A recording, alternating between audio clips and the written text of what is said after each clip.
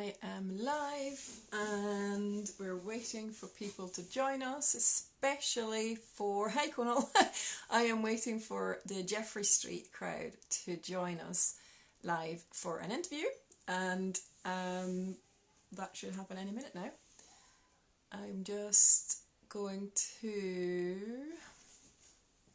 click here. Nope, not yet. Okay. So we are almost live. Well, we are live, but we're waiting for Jeffrey St Whisky to join us for an interview on Instagram Live. Okay, now I think I might have Jeffrey Street gang on in a minute. And like a lockdown pro, I'm doing this in my... Hello! Hello! Hi, Daniel. Hi, Joanna. Hello! How are you? Good to see you. To see you too. Hey, Hector's watching as well. Great. We're speaking to Hector later. I was just going to say, like a lockdown pro, I'm doing this in my children's playroom. Hence the graffiti. Yeah.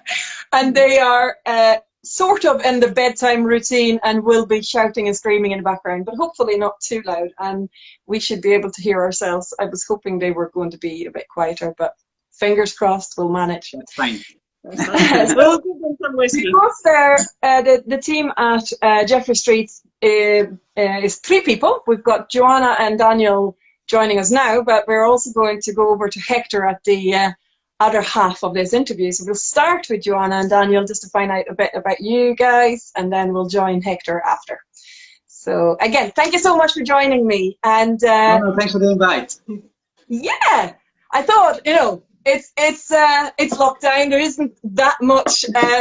I've just been attacked by a skull. There isn't that much socializing you can do out your house. So this was a good chance for selfishly myself to see all my whiskey buddies, you included. Good idea. And to find out a bit more about you. Right. Okay. Fire on. So first of all, it is the 21st of May today, and it should be the Campbelltown Whiskey Festival this weekend. I was meant to be there with a big group of Swedish guys, and we were just going to go to the festival stuff. But so in honor of that, I am having a dram of Glen Scotia, actually. Oh, okay. Now we're having something. What are you guys drinking? That's what my next question was. What are you having? We're having a blended malt. Yeah. By Glenmore. I tell you what, send me a picture of the label and I will upload that because I'm now. Okay, great. Yeah. Yeah. So I'll message the a photo or something. But yes, that's what Joanna and I are sampling this evening. So I want to be rude and be typing quickly. That's fantastic. Yes? The kid has arrived. Okay. Eric, that's lovely. I knew that was going to happen at one point of my interviews. Yesterday went really smooth, apart from no interruption. Sorry about that. And what do you think of your dram? Is it what is it like? What have you got? Oh, it's absolutely lovely. So it's a sherry cask matured. It's 18 years old. It's very smooth. It's almost silky. It's very delicate, but you're getting lots of flavors for like a dry, dark fruits. Mm-hmm. So the type of fruit you're using for, I don't know. I get like stewed fruits. Stewed fruits, yeah. Quite Christmassy. Exactly. Oh, yeah. Got quite nice, intriguing spice, but it only comes up afterwards. So it's definitely the finish, not at the forefront. And it's definitely, I would say, a breakfast whiskey because it goes without saying. The one that you can pour on your porridge, as we say in Scotland. Yes. Yeah. If you don't have any fruits for your porridge in the morning, this will do. Excellent, excellent. I think why not? I mean, it is a cereal after all, isn't it? Barley, unless I've been told differently. One of your 5 a day, as they say. Yeah. Yes, well that's it. Yeah, it's good for your gut. Although I should say, obviously, drink responsibly. I have to add my little clause. Pardon? Everyone should drink responsibly. Yes, exactly. What I'm saying is, I get more like prune juice. Prune juice, yeah, prune from juice. this. When you open a can with a prunes, that's what I get on the nose.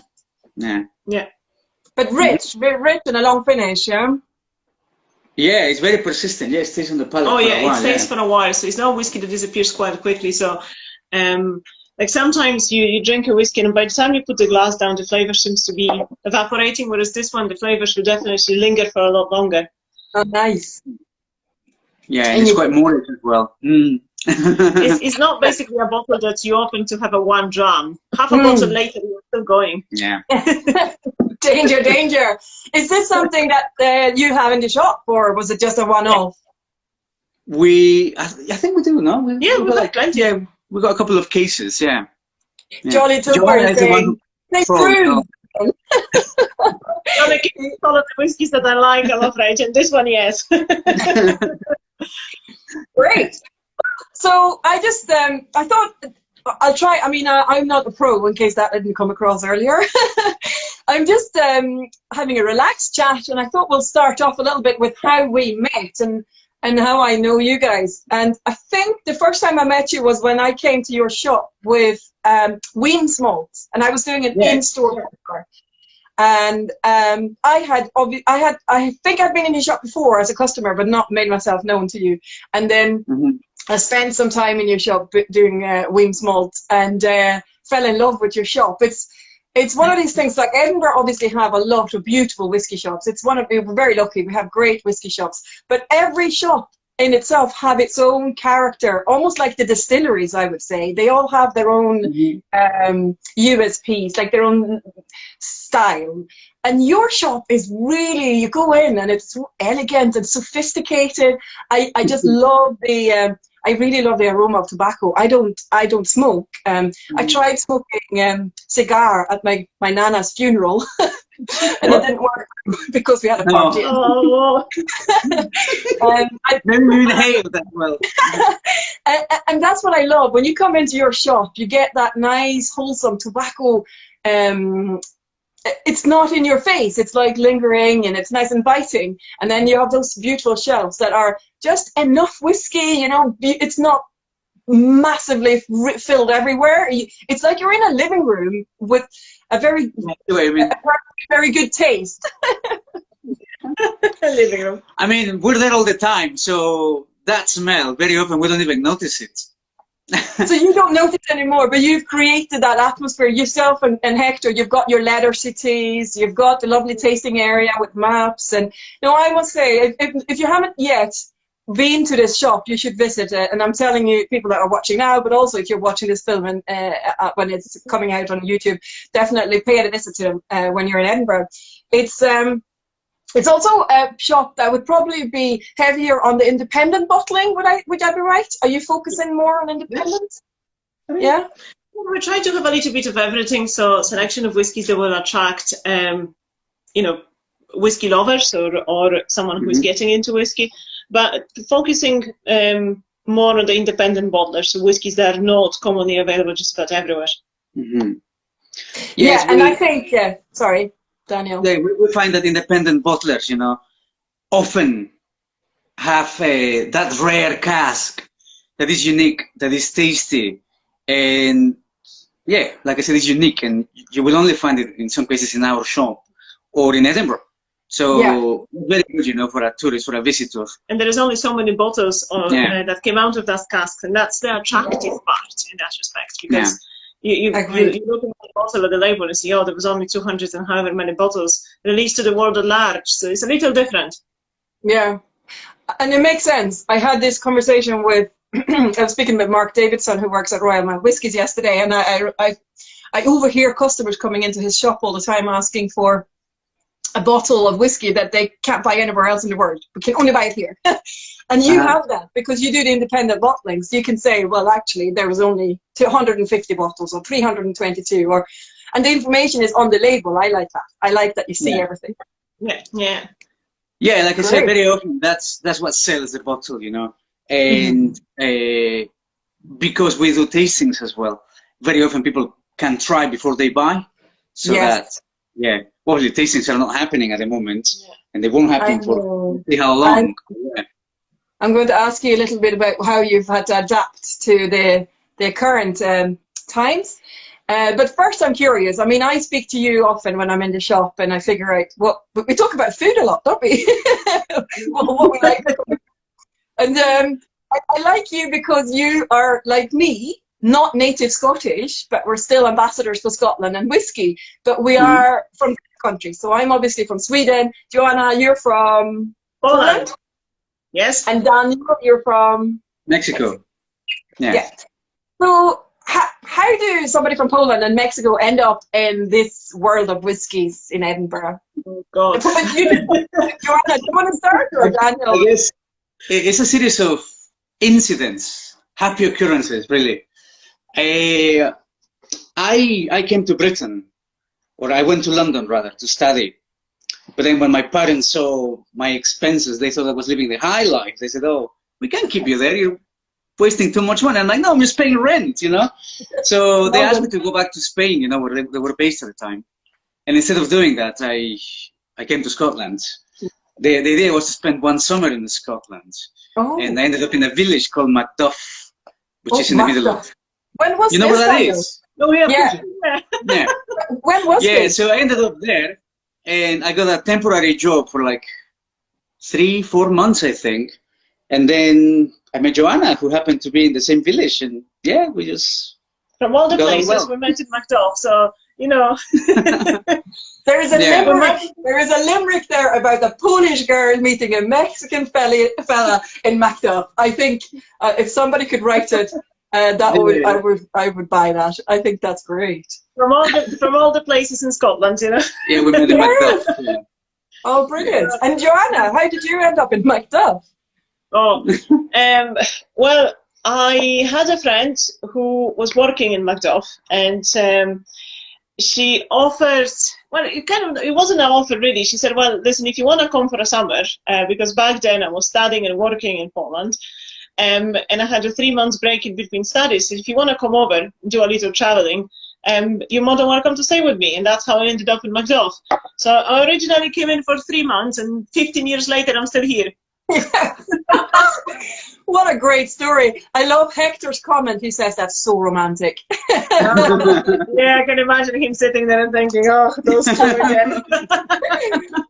But that's a great story. Like, I mean, that just shows you the love for Scotland that people have. I mean, I also came over for a 2-week holiday. I wasn't sure what I was doing, and that's a few years ago now. That's about 23 years ago. Right. We just there's a certain type of people that fall in love with Scotland and what it has to offer. And I like that you guys then, I mean, Scotland is Scotland, but then you took it a bit further. You delved into the whiskey world, because you didn't study whiskey. You studied law, didn't you? Or some? We both studied law. Yeah. You both studied law. Well, you've got that in common then, yes. Yeah. But, and then you somehow ended up in the whiskey, I don't know, swamp. No, that's a horrible word. Yeah, the industry, yeah. Well, after Macduff, it was a temporary position, you see. Well, both of them were temporary positions. Yeah. So we moved to Inverness. Okay. And I ended up working at a place called the Glenmoriston Townhouse Hotel. I don't know if it still exists. I hope so. But I think so. Yes, it is. They used to have close to 500 single malts. So I was introduced to whiskey from people who are very knowledgeable. And I really liked it. And then when we moved to Edinburgh to study, we always kept in touch with the industry. Joanna got a job at a whiskey shop, Whiskey and Cigar shop, the competition now. God, I hope they're not watching.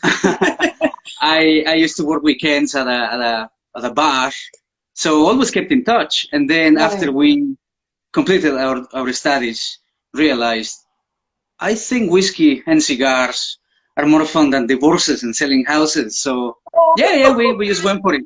Yeah. So you were divorce lawyers and property and divorce lawyers, which I can see that.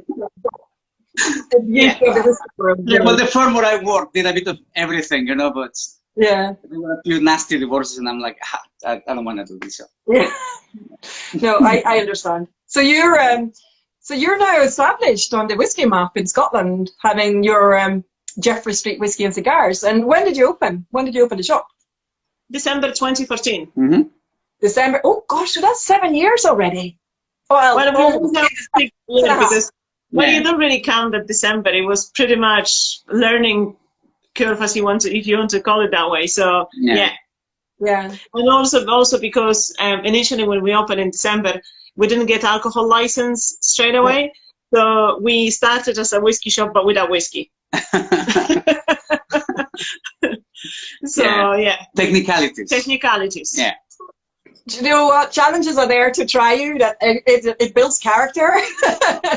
Yes. Well, you can say that. Yeah.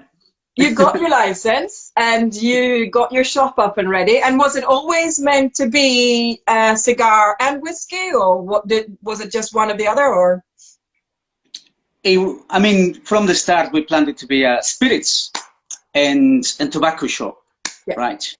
And the thing is, we realized that the shop was a bit too small for the amount of spirits that we wanted to fit in it.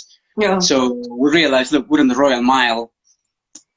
Most of our clients are tourists, so why don't we focus on whiskey and Cuban cigar? And that's what we did, and so far so good. Yeah, no, absolutely. You're in such a beautiful location. You're right. Jeffrey Street, for those of you that haven't seen it, is just off the Royal Mile, and not far from down from the Radisson. I'm not very good at giving directions. Why I'm even trying? Just Google it. Google it. But it's the Royal Mile. And that was one other thing I've noticed while I've been frequenting your store, is that how nice it is that the shops and restaurants and barbers around you are really friendly. You're almost like a little mini village, aren't you? You're all backing each other. You support each other. You were doing a photo shoot for the barber or for the hairdresser, I think, across the road. Yeah. Yes. So when they were rebranding, they wanted to have a photo shoot in a whiskey shop. So sort of kind of, I think they wanted to make themselves more appealing to gentlemen rather than being just a beautiful salon. Or a beauty salon, or a beautiful salon, beauty salon. Sorry. Yeah. So that's why they've asked if they can do a photo shoot in the shop and using the leather sofa and the chair and so on. So it was actually quite it looks great. I mean, I'm like I say, I'm so nosy. I was watching the photo shoot taking place, and it was great. It looked great. I'm not seeing photos, but it's such it's perfect location for it.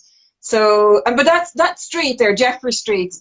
It seems to be quite a nice atmosphere between restaurants and yourselves. I know you're friendly with the restaurant down the road as well, and I like that. That's good because it's such a busy area.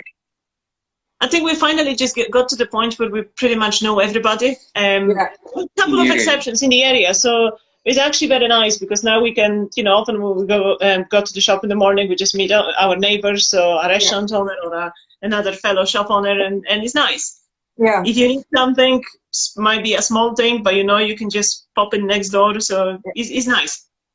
Great, and I like that you have the facility now to do proper tastings as well, and people can book in advance, or if they're lucky they get a spot off the street, and you've got it all set up with the water and the bathroom, and it's quite rare in Edinburgh, for the shops are so small usually in these old buildings that you've actually got two shops built together, and that gives you that extra space. It's great. Yes. Yeah, I mean, that was a bit of an accident when we were looking for premises. The ones we found in the new town were massive and super expensive. So this one hit the right spot, and we found it almost by accident, no? Yeah. We were just giving up, and then we saw this this shop up for rent. Up for rent, and we thought, okay, let's try, let's see. Yeah, and you did, and what a great location it is, and also you've got a post office just down the road, perfect. Because what I'm going to ask you next is, obviously you might be using different post offices now, but since this corona crisis, I hate that word, but it's almost become the norm now, but you obviously had to adapt your business. It was so dependent on all the Easter tourists to Edinburgh, and then throughout the summer and whatever, and you had to close your doors. What was your thoughts on how did you deal with it? What did you do? Well, for the past 5 years, we've been trying to build this online presence, right? Obviously, when it comes to competing against the giants online, it's not possible at the level that we would like to do it. But no, there is always a bit of interest in what we sell, like the independent bottlings. Yeah. So this, we saw it as another challenge. We quite like a good challenge. And yes, the store is closed. We're not doing tastings. But what we're doing is we're doing the home tasting packs. So we're so good at promoting them that we don't have them. We're having at home.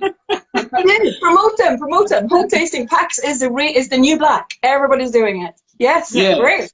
Yeah, we started doing that. And basically, we just buy the bottle. We requested permission from different suppliers, to bottle their whiskey. And yeah, we send them by post, or we deliver them on our bicycle. Yes, because you two are fitness fanatics. You're brilliant. You cycle everywhere. So I was so chuffed when Joanna told me that you're doing delivery by bike all over Edinburgh, and then I ordered something for a friend out in West Lothian, and you deliver that by bike as well. So thank you. Yes. Oh yeah, I mean, cycling is our hobby out of the shop. So if we're not drinking whiskey, then we're cycling around. So it's either one or the other. Yeah. So we decided, now when the shop is closed and we cannot do whiskey tastings and we cannot really open the shop as of yet. So we'll become couriers for the company. Brilliant. That's great. And it's quite a nice way for you guys to get out as well and get your daily exercise, I suppose. Yeah. I mean, on our days off, normally we would do 150 kilometers. And now we're doing more or less the same distance, but we're delivering. Yeah. So, we're enjoying it. And the roads are also quieter, so it's safer to go out there. So, we're enjoying it. We're sunburned. Yeah, and you're getting a cyclist tan. Oh, horrible tan. Horrible. I can't. I know you can see it, but... Oh, man, you're red. Gee. Yeah. Well, that was yesterday. Not thinking of taking a proper sunblock. Just went on to do a few deliveries, and then of course the weather was so lovely, and I got it. I was melting in here. I've opened the window today because it was warm today as well. But yesterday I was so hot. It was warm yesterday for Scotland. Oh, yeah. Tell me about it. Well, I loved it. Daniel is always complaining when it comes to hot weather. I love it. I love the yin yang because obviously hot climate, cold climate, and well, there you go. That's maybe what you're used to, and you like the other side. So. I know with a business it's hard for you to get time out and go away and do things. And have you been able to visit any distilleries recently or lately? Have you been able to do any trips before COVID, before this all happened? Is there a distillery that you maybe like visiting more than others? Or have you got any tips for the viewers? Well, we have this long-standing plan of visiting Islay and cycling around distilleries, so possibly staying for a few days and just do bike trips around the distilleries. That's plan for whatever we will be able to do it. But prior to the crisis, the distillery that we visited the most was Glengoyne, hands down. I love Glengoyne. I do love it. Yeah, I mean, I've been there probably 8-9 times now. Yeah. Different people. And we also had a photo shoot as well, promoting whiskey and chocolate, but that was Glengoyne distillery as well. Oh yes, absolutely. Oh, and they do quite a nice whiskey and chocolate tasting there as well. That they do with Scottish chocolate. I haven't done it. Actually, recently we've been quite a few times in Penkinland. Obviously, we didn't stop at the distillery because it's closed, but where our customers are located, it usually requires us to go through Penkinland. So I think we've been like, I don't know, 10 times in there already. But the next time the distillery will be open, we'll definitely stop by for a jam or two or a bottle. That's a long hike on a bike, but you're so fit, so for you it's nothing, I bet. Depends on the day. Depends on how many drams we had the night before. Oh yeah, exactly. Well, I mean, so I could speak to you much longer, and I actually think, I'm looking at my questions, I have lots of more questions, but I'm wondering, because we've got an interview in 2 halves, if I should invite in Hector. But let me just ask you, so where did Hector come in? How did you meet Hector? How was he part of your whiskey family? Well, I met Hector while working for the competition. Oh, right. Yes. So that's where we met, and that's how Daniel was introduced to Hector. And that was in Edinburgh, yeah? That's Edinburgh, yes. Yes. Yeah. Okay, great. Well, I have really enjoyed chatting with you. And here. Please, Hector is sending smiley faces. Oh, you're next, Hector. So I hope, do send me the picture of the whiskey you're drinking, Daniel, and I'll try and, I'm getting really good at this technology malarkey now. I've been teaching myself over the last few weeks. What I'll do is I'll put some, I'll put a link to the shop on my social media, and I'll also put up the photo of the whiskey that you're drinking right now. And I think we'll just say thank you so much for your time, Joanna and Daniel. Langeva. Cheers. Thank you very much for inviting us, and have a lovely evening. Same to you. And we'll chat now to Hector, so you can ask him questions if you like on your Instagram account. Watch us. So I shall see you later. Take care. See you. Bye. Now, let's see. So back to me, and there we go. Hector, you're next, because you're also part of the Jeffrey Street gang. Hector, oh, I almost invited somebody else there. Hector, there we go. Add. Now, waiting for Hector to join us, and let's see what Hector. Oh, hey! I love your lockdown locks, Hector. Oh, I can't hear you now. How about now? Yes, I hear you now. Absolutely. Yes, sorry, I was saying I love your locks. How are you getting on? It's ridiculous. Absolutely ridiculous. I'm unkempt. Yeah. I think the thing is we're all in the same position. I think I've got quite a lot of grey streaks going through. I don't care. It is what it is. Thank you so much for joining. So I just chatted there. Did you see the whole interview with Joanna? I did. And I mean, I could go on forever, but I don't want to bore people, and it takes up a lot of time. So I have asked them about their whiskey journey, I suppose, their whiskey life, mainly because they are like me, foreigners. But you are a proper, true, 100%, 110% Scot, aren't you? Yeah, for all it's worth. But you born and bred. Where are you from originally? Are you Edinburgh? Oban. Oban. West Coast. Yeah. In fact, I remember there's a street where we grew up called Ardconnell Terrace that looked down into the distillery itself. So almost the chimney was sort of over to the left of the windows. So it's woke up in the morning to the smell of fermenting beer and went to sleep to the smell of whiskey.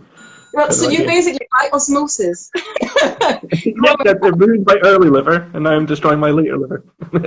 Just saying hello to my little brother who's just sent me a little wave. This is the beauty of Insta Live. We've got a little Google Eye from Jeffrey St Whiskies, who are, of course, talking to you right now. So basically, born in Oban, lived next to the distillery. Did your parents dip your dummy in whiskey as well? You hear that little tale. The rumour has it that in order to shut me up was to be taken out of the room and a small nip of whiskey given. But I suspect that teething, yes, and what have you, the irresponsible idea. It works. It really works. It had no effect to me at all. No. Well, I hear about that. You hear, not maybe so much our generation and older, but maybe not people younger than us. And it's definitely got medicinal qualities. I wouldn't recommend it as a medical cure-all, but it's good stuff, for sure. So you being born and bred in Scotland, I keep banging on about that, but it's doesn't mean that you have to like whiskey or be into the whiskey industry. What made you join whiskey, or what was your first whiskey experience? Well, I was thinking about that, and I think my very first and earliest whiskey experience was an appalling experience involving famous grouse, watered down to destruction, and realising that whiskey perhaps wasn't my thing. Oh. I know, tragic, almost the end. And then there was this evening on a boat, which is going to sound a bit strange. On a boat in Tobermory Harbour, I think it was called the Pandora, which is a terrible name for a boat, but so one of those tall sailing ships. And I'm not in any way good with water. I swim like a man of one arm, and sort of go around and eventually drown. But so terrifying to get onto the boat and then being on the boat and then being prescribed a very large quadruple of, I think, Tobermory, or it could have been Lechake, which is actually what I'm drinking right now. Delicious port cask, fantastic. And I'm realizing that in the right atmosphere, the right people, and with the right sort of atmosphere, happiness around you, what have you, whiskey can taste absolutely amazing, and it kind of kick-started this dive into alcoholism professionally, which makes it not a problem. And it's a roller coaster that never really ended. I didn't quite intend to work in whiskey for a long time, but I had a love affair with it, drinking it, learning about it, trying as much as I could get hold of, be it Scotch, bourbons, American whiskies, all sorts, everything. And realizing it really was this fantastic drink. And it wasn't until I was working with Joe, actually, as my superior, that I realized that actually working with alcohol, selling alcohol, and talking about alcohol really was my thing. I absolutely adored it. And it kind of niches into everything that I enjoy. I love alcohol. I love the sound of my own voice. I love talking. As you can see, can't shut up. And, and so the educating people about it, telling people about alcohol really was my gift to the planet. Yeah. So if we remember for one thing, it should be that strange beardy man who told people about booze. That'd be my aim. Well, if you go onto the Jeffrey Street website, that's the strange bearded man looking at you. I think you look like part of the, I mean, I'm talking sophistication here. You are part of the whole bag. And so I didn't realize, but Joe was your boss back then. Yes, so she was my manager. So herself and her decided, look, we want to do this for ourselves. We have a passion that we want to drive. But I think it actually started off as a little bit more of a joke to some extent. So it was a day where we weren't doing anything. Shop was quiet, I think, so January, February. And Joe asked, what do you want to do in life? And as you do. A big heady question. I realised that I said, well, actually, it's selling alcohol and all this sort of stuff. Something I want to do. I want to own my own shop doing it. I've always wanted to own a shop. I've always wanted to sell things to people. Mm-hmm. At which point, then Joe said, well, actually, myself and Daniel have been thinking about this for a long time as well. Maybe we should do it. And I went, yeah, it's a great idea. And then I met Daniel, and Daniel started talking about what's going on here. And Joe mentioned it again, and I realised that in actual fact what had happened was I'd agreed and realised it was one of the best things that I could have ever accidentally agreed to. And here we are now, living my absolute best alcohol life. I can't. It's just fantastic. Could be better. That's great. I mean, I like how you were led into this, by Joe. Angus, if you're watching, could you come and pull the curtain for me? Sunshine. I thought I had set it all up, but it's not the whiskey; it's the sunshine in my face. Well, let's talk about what you're drinking. You mentioned it there, Tobermory, which is obviously the distillery on the Isle of Mull, which is a fantastic place. I recommend that everybody who has the opportunity should visit Tobermory if they get the chance. I mean, as distilleries go, it's a fantastic place and just revamped. Although, as you asked Joe and Daniel what distillery do they recommend and what have you, Tobermory is brilliant, but there's one literally across the water in Morven, which very few people know about or will know about because it's only, I think, now just about to release its first whiskies, or its whiskies are now just of age. Yeah, he did twist arms. It was Nicknean, which is across the water. So it is quite that sort of stab in the face of Tobermory sitting on this island making its whiskey and the ancient history of it. And this brand new distillery in Drimlin Estate. And it's just a beautiful distillery and really fantastic whiskey. And the gin's not bad either, but it's well worth a visit. And it's also sort of an opportunity to see a part of Scotland that people don't necessarily see. So a lot of people come and visit. It's about. To get to them, am I right? Because it's quite tricky to get there. Yeah. You'd have to plan it, and definitely a day trip and quite a journey back again. But actually, what might work is to go to Mull. I'm going to pull that curtain. Very professional. Yeah. Actually, it was you that got me onto that distillery or that gin. Well, it's quasi-gin. It's quite clever. Yeah, I love the story. She's a phenomenal lady because I've obviously been reading up on it since. And I really can't wait. So I today signed up for a newsletter and they are picking 30 names to send samples of their spirit or their whiskey. That's Brilliant. It's ready in the next few weeks. Yes. Yeah. And it's a fantastic place. The estate house alone, because often I think they offer sort of a lunch at the house itself beside the main distillery building. And you can pop into distilleries. It's all quite a compact little area. It's nearby Ardnamurchan as well, which is also worth a good visit. Well, see, Ardnamurchan is it's been on my list of places to visit since they talked about starting it. And every time I see Alex Bruce, I'm like, yes, I'm coming over. I will. I will. He's a quality guy. Yeah. And it's another one of these places that aren't the easiest to access and get to, but when you get there, you just don't want to leave. It's phenomenal, beautiful. Wild Scotland, as it really should be. It's just fantastic. So your connection, you're from a really established family, I suppose. I mean, every family is established, but I mean, your Scottish heritage. Is it Mull or where? Yeah, Mull, Morven, Argyll, and McLean's. I was just about to say, what's your clan, man? You are a McLean. Yeah, which seems to come with the heritage of a proficiency for drinking and facial hair. Always good. Well, yeah, Shirley McLean had a bad beard, didn't she? No, that's great. So I would love to be a fly on the wall in your family dinners to hear the chat, because I bet your dad is a great storyteller, and you're one of quite a few siblings as well, 4 or 5 of you. Yeah, you've told me. I think, you're very lucky to have that heritage. I'm jealous of Scottish people, basically. It's fun, but it can be a nuisance at times. Yeah. Oh, well. Family is family. Yes, yeah. An insanity often. Yes, exactly. So, you didn't study, but what were you doing before your whiskey cigar job where you met Joe? Did you have other career plans? What would you be doing if you weren't doing whiskey and cigars? I had 2 options. Right. Or 3 options, I suppose. Something to do with retail. Owning something like that. Military, oddly, thought about that for a while and then realised I didn't like taking orders, I like giving orders. So that was out. And also, oddly, I was really, really interested in dry stone masonry, oddly. So building the dry stone dikes in the Highlands and what have you, they're just magnificent. And problem then, again, is the length of time it actually takes to learn that trade is... I'd probably just now be finishing, having started the shop, if I was doing the same time, just now finishing up, learning how to do that.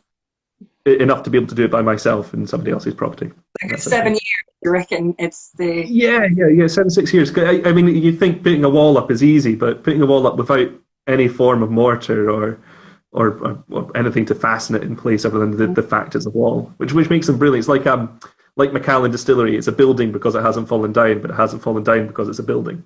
It's that kind of idea, sort of a strange paradox of it being there but not there. Yeah. I mean, so what do they do? Is it just like jigsawing the stones on top of each other, finding the right... Finding the right stone to fit in the right place. Some will have a filling of loose stones to the inside, but more traditional ones are just big lumps of stone placed in a taper with a capstone to hold them in place. It's really you see these walls when you go up. I mean, you don't even have to go that far up in the Highlands, to be honest. You go for a drive and you see the sheep. They're inside these henges with dry stones as their orders. It's brilliant. The government's now got initiatives to prevent people from picking up fencing and saying that you have to repair and rebuild the stone walls if you can. I like that. That's not a national as well, you know? Yeah. I think it's a requirement now, which makes sense. It's sort of to maintain and reconstruct the heritage. Nice. So if you weren't doing whiskey, you would be doing that. That's a great thing to know. Building walls. So from your whiskey experience, I mean, let's call her Joe. Joe and Daniel were telling me about the changes to the shop since the coronavirus. And I know the 2 of them are mad into their cycling and their fitness regimes. And are you doing a bit of the cycling deliveries as well? No, I'm the lazy one. Every company requires one. You have the 2 very sort of outgoing and energetic ones, and then there's the slightly lazy one who sits behind everything. I'm that. So I sit. I prepare the packages, have them shipped out, get them ready to go. Well, that's hard work. I have been known to walk if we've been walking distance to deliver things. Leith and that sort of area. Oh, great. So Joe and Daniel will happily do all the rest of the EH postcodes and even further, which I think is amazing, unbelievable. And it's a sort of hobby that they fell into and then have taken great shining too. It's very, very impressive. I mean, I know Daniel has some scars from his earlier practice of the getting into something. Oh, the man, what he's been through on the bike, but it's still going strong. I think that's great.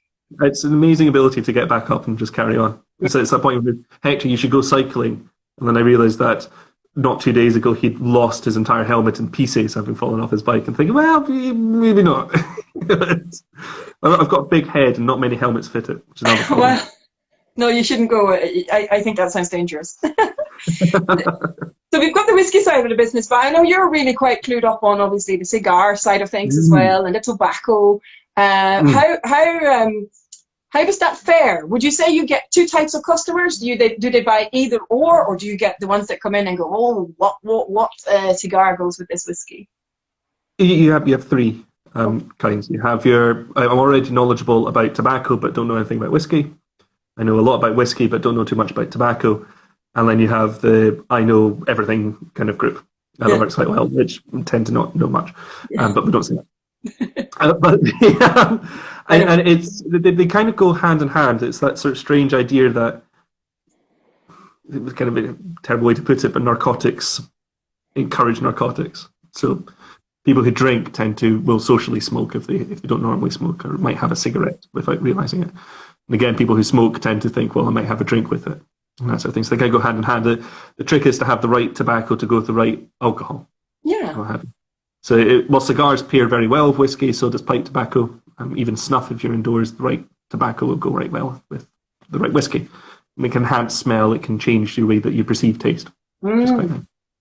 But there's always this sort of idea that you should go straight for the big smoky whiskey to go with a big cigar, and it's the worst possible. That was my next question. Yeah, but that's not the case. No, cigar tobacco is very delicate. They're sort of...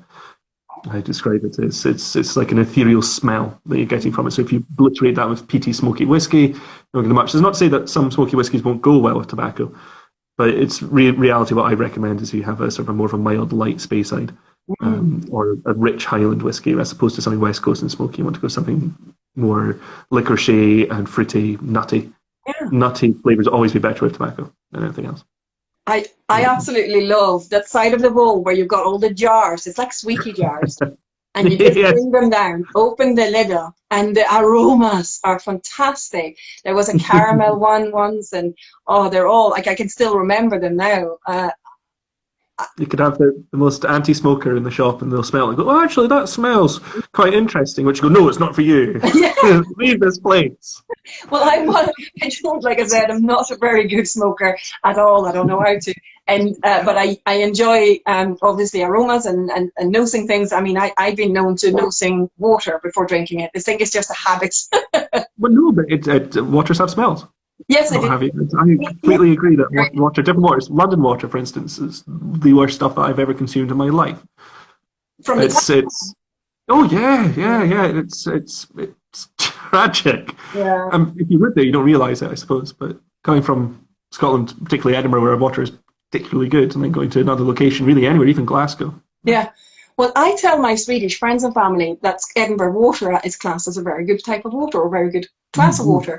And a friend of mine works for a water cleaning company in Sweden, and he's like, oh, it's nothing compared to what we do.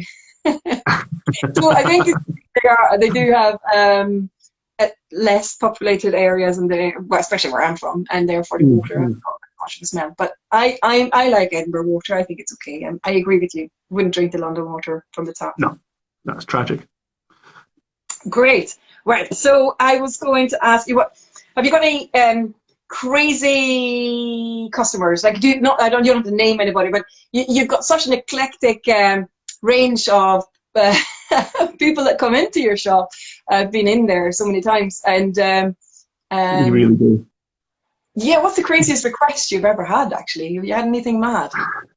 Well, often the crazier request for Whiskey side is the tourist who comes to Scotland and has been given a very particular sort of criteria in their whiskey, which is usually the date of birth of a child, the day of their birth is quite a common one, or the year of, and it can be 21 years old, yes, but it's not from the day of that person's birth.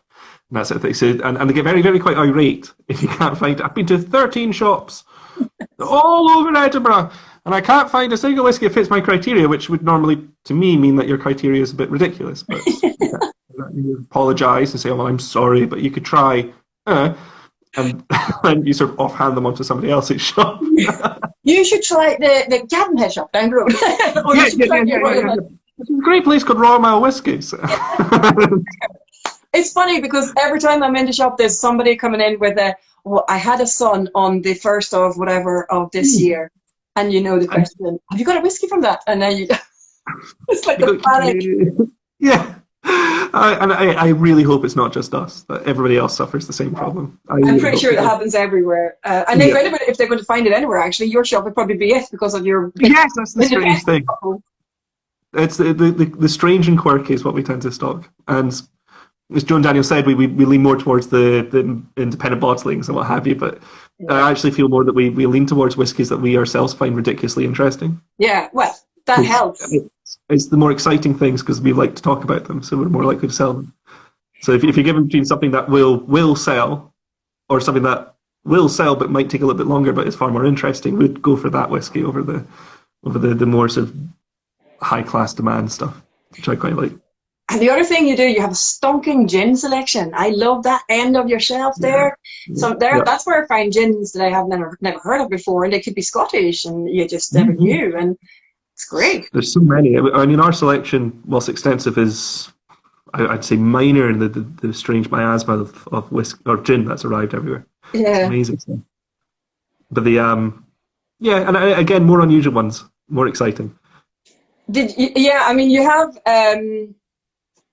I don't know, maybe about 40, 50 gins, would you say? It's approaching about 60. Yeah, I mean, that's a good selection of gins. And they tend to be predominantly from the UK as well, don't they? Yes, where possible. I think we've got, safe to say that probably 4/5 of them are Scottish. There's a couple of English, and then oddly quite a few Italian. Oh, random, okay. Yeah, it was an odd place to find gin, but there's some really quite good fun ones coming out of Italy. Particularly ones that taste strongly vanilla. So just, I'm looking through my notes here because I need to remind myself because I tend to go off on different tangents. I know from spending time in your shop that you do quite a few of the tastings. That's, like you said yourself earlier, that's your strong point. Yeah. You're great at them. I love hearing the chat, and everybody just loves it. And they, after the tastings, like, they know you by your first name there. It's so, shake your hand, and they just love your tasting. And so do I. I've 100 times, and I still enjoy them. Do you have all symptoms now? Do you stand in front of the mirror and doing them to yourself? I do. I continually through my mind wherever I walk, it's whiskey, whiskey, whiskey, whiskey. I have noticed that since all of the coronavirus stuff has come out, that I've missed it. Mm-hmm. For a while, I was thinking, "Oh, go on another tasting." Yeah. Oh, and you end up repeating yourself so often that you're thinking, "Well, have I actually already said this?" And then thinking, no, that was that other tasting the other day, but just with strangely similar people. And now, not being able to do them, I've realised just how much I absolutely adored telling people about it. And it's always less about the talking of the history of it, which is important. But what I like is the idea of trying to re-spark what happened to me in that boat. You know, the people, the right place, the right chat, the right talk about it. There's still the talk about whiskey and all these things, but to get people that click. Because the number of people we get, particularly during the festival, who don't touch whiskey, have never drunk it before in their life, or are terrified of it, and they can leave, they're going, actually, this drink thing's quite good. Yeah. You know, that's the aim, to make people more receptive to alcohol, to whiskey, and not be as an old man's drink. So it's kind of like place, and you try and figure out who's ever tried whiskey. If there's somebody that's never tried whiskey before, some people might go, or some tasting people that are running the tastings would go, oh, here we go, somebody that's never tried. But like you, I'm also thinking, great, you've never tried whiskey, watch this, like it. Or they say, I don't like whiskey, or they become the little challenge, don't they? Yeah, and eventually their shell will break, and there's always that one. It's usually the second whiskey. The first whiskey is the universal quadruple take. That, God, it's disgusting. Why would anybody drink this liquid fire? And then the second whiskey is, this is actually quite pleasant. And third whiskey is quite nice. And then we hit them with a peated whiskey, and I do worry sometimes they go, oh yeah, oh no, never again. Yeah. But, Yeah. I know you do a great job. I have to say, I love watching your tastings when I'm in the shop. And thank you so much. I've taken up a bit of your evening there chatting to you about Jeffrey Street Whiskey and Cigars. And thanks again to Joanna and Daniel for joining me earlier. I've put links to the shop on my social media where I've got this stuff. I don't even know what to call it. Digital malarkey. Yeah. Picture, please. I think you need to be 11 to do these things. I'm really not good at it. I realise that I'm no longer young enough to use technology today. I'm trying to figure out how Instagram works. What is this? I think do you follow one person now, and it's me because I made you. Yep. I feel honoured. Well, Hector, it's been a pleasure. I've really enjoyed chatting with you, and maybe we should just do this again. Let's not lock on for too long, but this is going to continue. People are going to enjoy it. It's fun. Yeah. You're very, very welcome. Thank you so much. And thank you, Jeffrey, for saying thanks as well. Thank you so much, everybody, for joining us. And I will upload the videos so you can watch them afterwards. Okay. Fantastic. Cheerio. Cheers now. Slàinte. Slàinte.